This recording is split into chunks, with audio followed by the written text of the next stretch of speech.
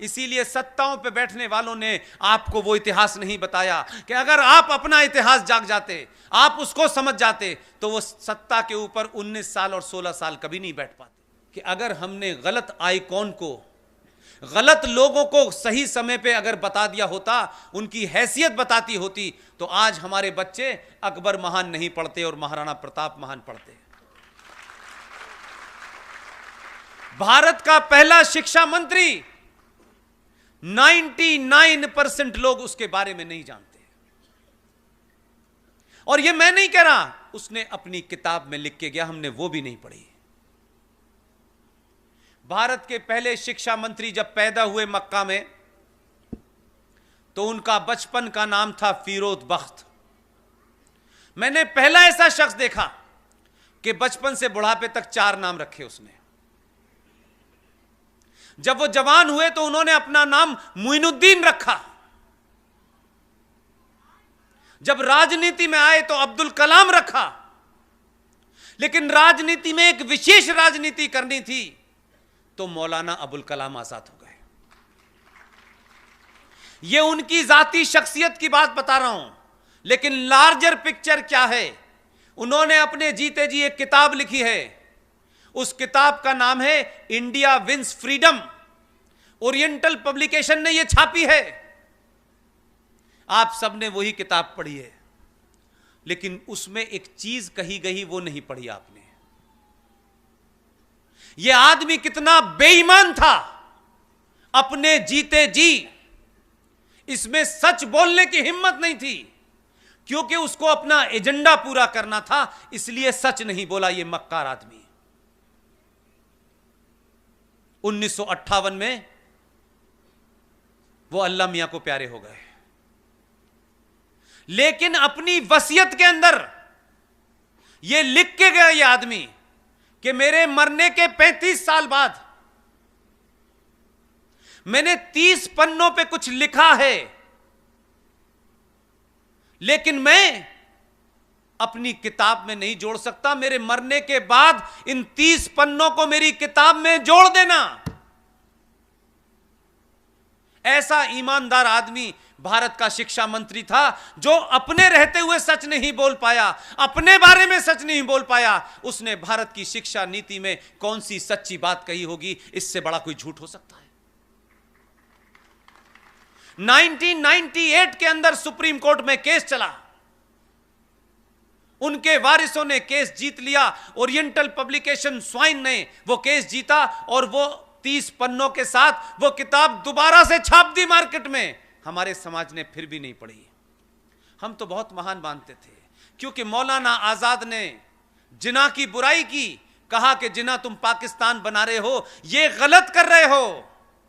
मुझे जिना से कोई शिकायत नहीं है, मुझे असदुद्दीन ओवैसी से कोई शिकायत नहीं है, मुझे इस देश के सेकुलर मक्कार मुसलमान से शिकायत है।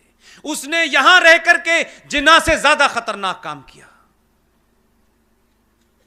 90 के अंदर वो किताब छपी, पूरे मार्केट से किताब गायब हो गई। जिन्होंने उस पर राजनीति की थी उनको पता था ये किताब अगर गलत लोगों के हाथों में पड़ गई तो हमारा पूरा का पूरा जो सेकुलरिज्म का चरित्र है वो जमीन पे गिर जाएगा।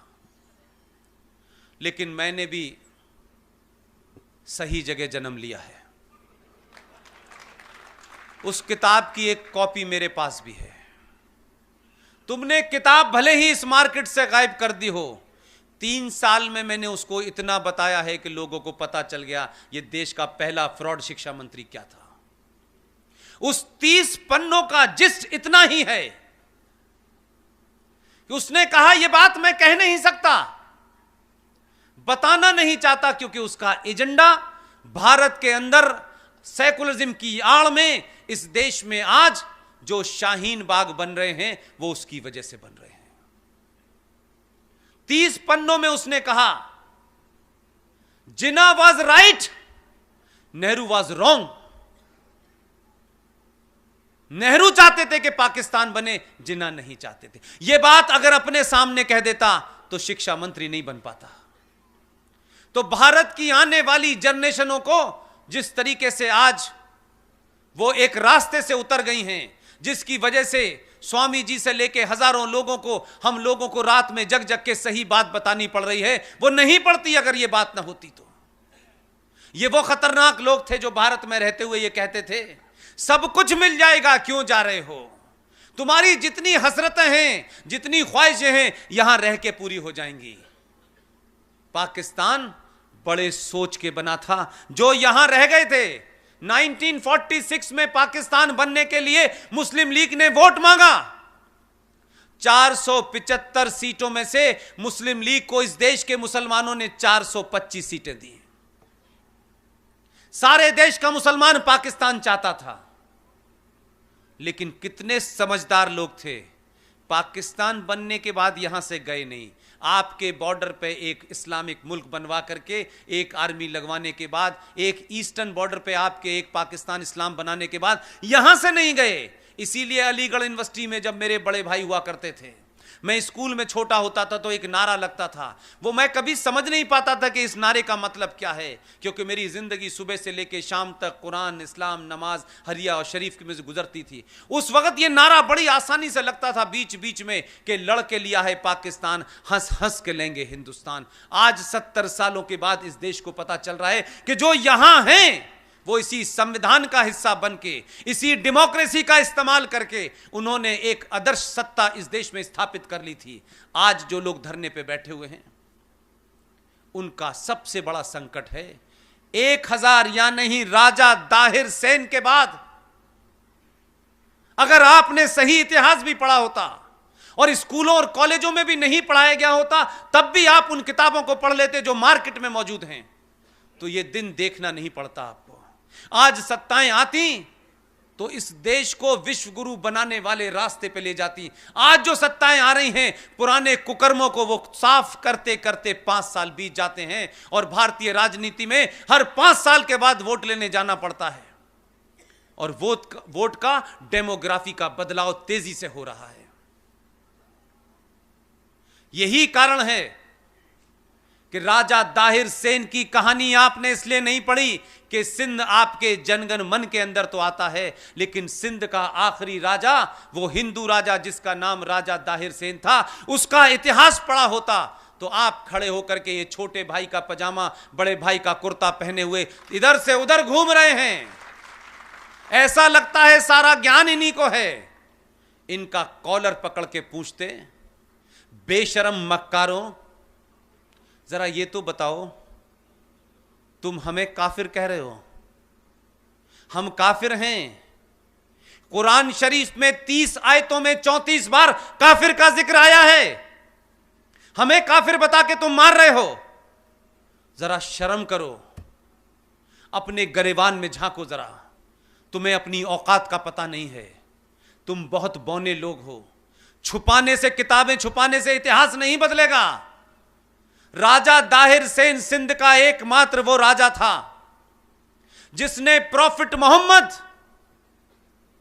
जो इस्लाम के पैगंबर थे, उनके नवासों के नवासों को अपने यहां शरण दी, अपने यहां छुपाया। और एक मुसलमान जिसका नाम था मीर कासिम, उसने राजा दाहिर सेन पे हमला किया। राजा दाहिर सेन के घर में पति, बीवी, पत्नी, मां, बेटी सबको मारा। राहिर ज्यादा सेन से कोई मार दिया, लेकिन राजा दाहिर सेन का डीएनए देखिए 5000 साल पुराना। उसने अपने घर में प्रॉफिट मोहम्मद साहब के नवासों को शरण दी थी। तब वोट बैंक की राजनीति नहीं थी और सेकुलरिज्म नहीं था। यह हमारे डीएनए का हिस्सा है। हमने नहीं देखा कि वो कौन हैं। वो इस्लाम के मानने वाले हैं और इस्लाम मूर्ति पूजा के खिलाफ खड़ा हुआ है और मूर्ति पूजकों को तुम मुशरिक कहते हो, तुम काफिर कहते हो। हमने तब भी अपना धर्म निभाया था। मुझे दुख इस बात का है, आप वहां से चले थे।